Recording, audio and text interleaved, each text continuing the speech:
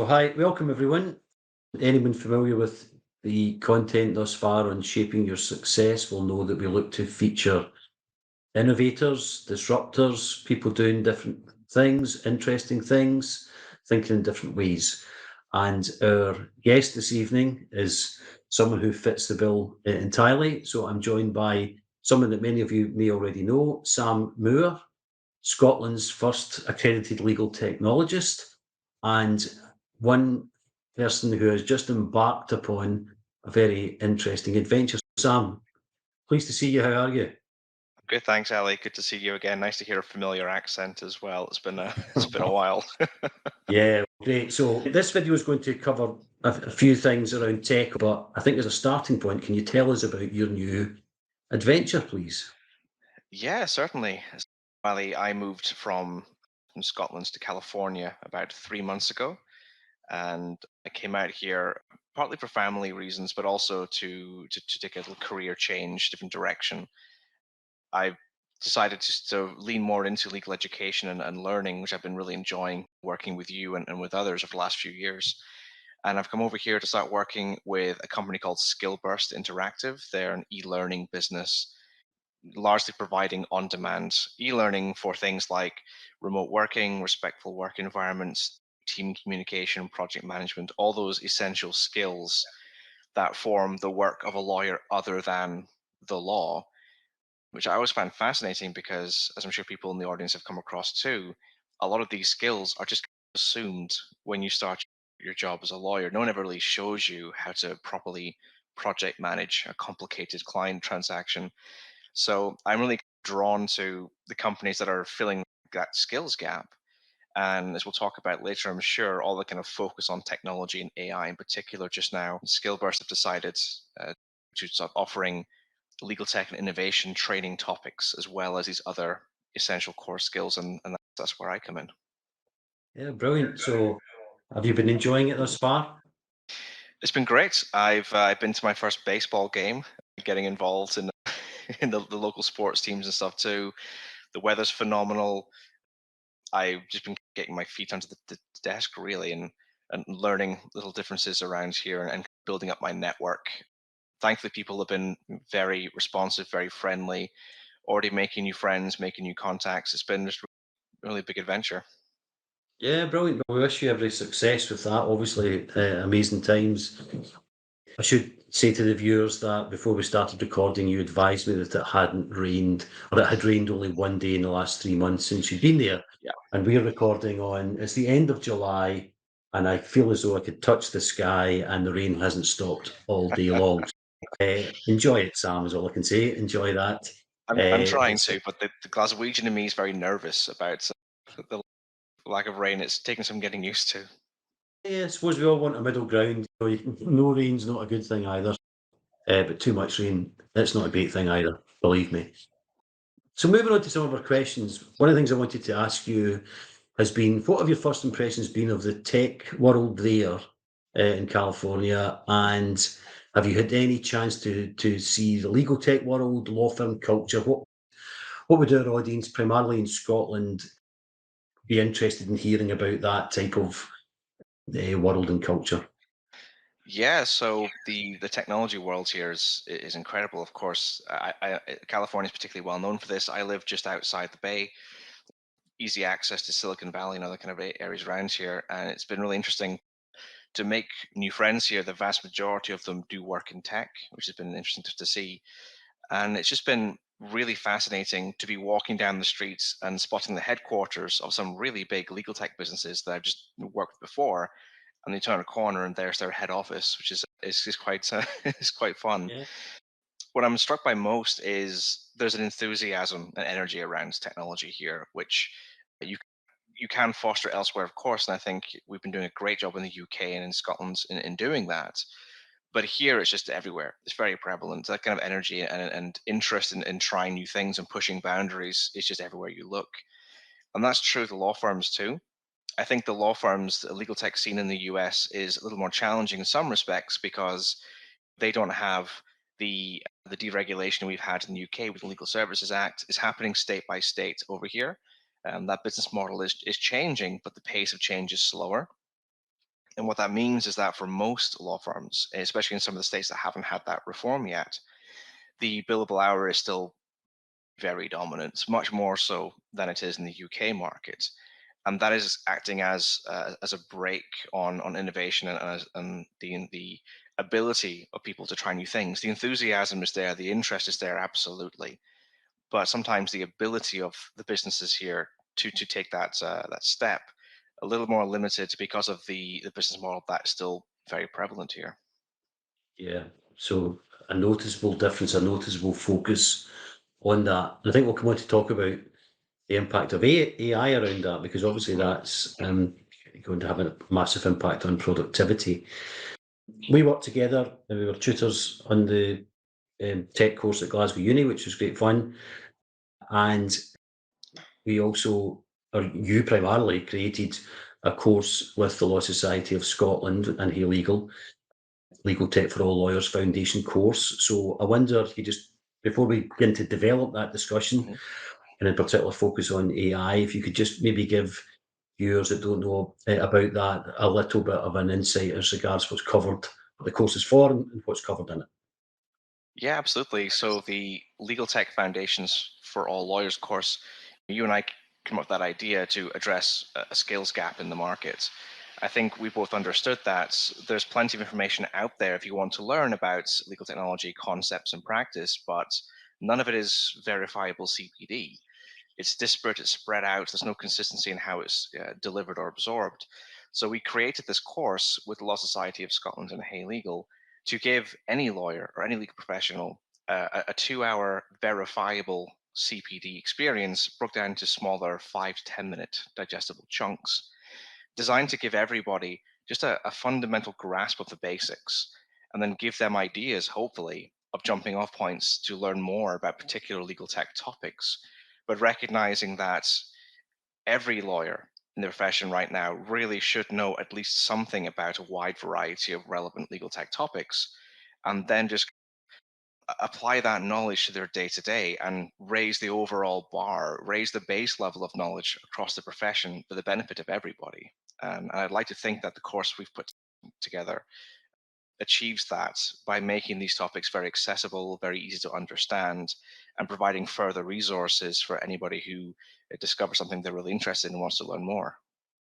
Yes, Sam, that's a fantastic summary of the course and what our aim was in relation to putting it together, trying to break down the barriers, maybe getting lawyers involved who've not been keen to really interrogate technology, get involved in it, think it's maybe for someone else to look after for them and to open up the possibilities for them. So hopefully it's doing so and people are taking the course currently and benefiting from it. And there's more to come, which we'll be able to talk about in the months going forward. But in the fast moving world of legal technology, since the creation of the course, we have had the AI explosion, principally starting, although obviously AI has been around for a long time and gradually creeping its way into many products in many different ways. But November 2022, fairly seismic moment in terms of chat GPT and large language models and all of these types of things. So the question I wanted to put to you, Sam, as a very informed expert in this area, is as a lawyer just listening to all of this, is this just more legal tech hype? All the things we've heard it Mhm. before, the robots are coming, or evolve or die. Is this legal tech hype, or is this something that needs every lawyer to sit up straight and pay attention? To an extent, it's a bit of both. It is both overhyped, but also genuinely transformative and really important to understand. And I think that challenge right now is for every lawyer watching and trying to understand what's happening is how to separate those two things, how to ignore the hype and understand this actually probably will make a significant difference to the profession as well as their own way of work.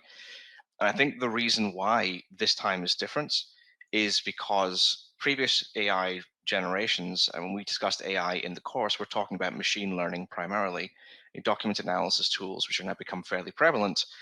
The big challenge with those, in my experience, was adoption. The very powerful technologies were not that intuitive or user friendly. You really had to understand how the AI worked, to ask the right questions, to get the right data. Not that intuitive. And if you don't do it regularly every other day or so, you tend to forget how it works. So hard for time pressed lawyers to make the most of that. The generative AI approach, which, as you rightly said, ChatGPT really propelled into the mainstream, it solves for that problem by giving people a much more natural interface, a conversational interface where they can just interrogate the documents or ask questions. And I think that's the big difference. It's giving lawyers, or will very soon, if they're not already doing it, an on ramp into the technology that have been missing before. That wasn't a possibility. Now it's very accessible. And I think the way we're heading with this is, right now, we have a lot of disparate tools out there, a lot of startups, a lot of companies pivoting to incorporate this into their technology, whether it really makes sense or not. You have to take advantage of the trend. But what I think we're going to start seeing is this technology being just baked in to everyday products. And Microsoft have already announced their Copilots series of technologies, and the pricing for that came out, I think, last week. So that's already happening. And when that happens, lawyers will no longer need to learn another third-party product to use technology. Is going to be built into what they're using anyway, and that will be transformative. And when that starts to happen, it would really benefit those lawyers to have been paying attention, to understand what this technology can and can't do, what it's best at, what it's useful for, what are the pitfalls and things to watch out for, so they can use these products sensibly, securely, and safely. Because as we've seen before, your big companies like Microsoft and OpenAI, to an extent, for them, from their perspective, legal is a very small part of their business model. It's a very small market for them. And that means that these tools often don't come to us in the profession configured and set up for us in the way that we need to use them.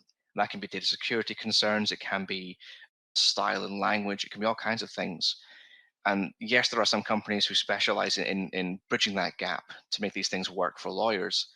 But I think it's far more important that lawyers understand how the technology works so they can use it themselves in a legal appropriate way. Yeah, brilliant answer. Brilliant answer. And yeah, I think the natural language processing element to it is the real game changer. Mm. And also, as you say, the integration into products. So it's not this decision to go to a separate type of platform. It's not this decision to, oh, I'll use ChatGPT for something. It's just, that's just going to be the engine that is in these products, as you say, Microsoft Copilot, allowing you to, you're just going to start to intuitively use it. And I notice it in my own work already, when I have been using ChatGPT Mm. and and I then go back to an environment, the blank Google document or whatever, and I'm suddenly a bit, if I couldn't, I'm a bit like, oh, I'm all right, I've got to just like start from scratch. And it's incredible how quickly your expectations and habits change as you get access to something that's easy to, isn't it? And that's just ease of use. So for lawyers in particular, one of the things that we talked about in advance of recording today was your thoughts around how it's going to impact on learning for lawyers. So like junior lawyers, they learn much more around routine tasks that are paid for by clients ultimately. And if AI is able to transform productivity and do those tasks really quickly, what are your thoughts around junior lawyer learning? This is actually the question that I'm thinking about the most right now, both professionally in my new job, but also just personally. This learning gap, I think, is already starting to show up. I've had conversations with law firms who've said to me recently, I have 100, 200 new associates coming in next year, and I'm not entirely sure what to do with them. And that's partly about low level work being diverted towards these AI systems, but it's also about that training piece. When I was a junior lawyer myself, and I'm sure most had a similar experience, you learn by being around other people doing the work. They show you what they're doing, you pick up pieces of it, you learn as you go. And if that first draft of that document is no longer being done by you, it's being done by a technology product, then your job switches to reviewing the work. And that's a different skill set. Reviewing a document is different from drafting a document. And how do you review a document if you've never had to draft 1,000 of them, or say an extreme example? Let's say, for example, that let's say you're an employment lawyer, and during your traineeship, very common thing to do, you'd be drafting employment contracts, very common thing to be asked to do. What if the technology now does that for you? It generates the contracts based on various parameters, and your job becomes check to make sure there's nothing wacky in there. If you haven't spent those first couple of years really understanding how you put that contract together, how the pieces interact with each other, how they change over time, it's a very hard thing to do. So I think law firms have to now be thinking about, okay, if we use these technologies, and I think they probably should, it's not just about efficiency. It's not just about improving margins or even improving customer service for the client. It's also about changing the way that we train law. It changes the way that we think about what it means to be a lawyer in the current condition, and think about what's possible now, and then project that forwards 2 years, 5 years. If you're coming out of law school this year, the tasks that you'll be asked to do as a trainee are probably going to be quite different from the ones that I was asked to do when I was a trainee. And law firms really have to start thinking about that and get their head around, okay, how do I develop these people into the lawyers that the business and our customers actually need in the future, not what they did need in the past? I think it's a big question. And a big part of what I'm doing just now at Skillburst is thinking about that question and trying to provide useful resources and useful thought pieces to get that conversation going. Yeah, brilliant. Very thought-provoking answer as ever. You mentioned earlier about the billable hour and that being the predominant model in the States in particular. So what are your thoughts in relation to that? AI starts to impact in every regard in relation to the actual work that the lawyers do and the value that they're bringing, the time that's involved.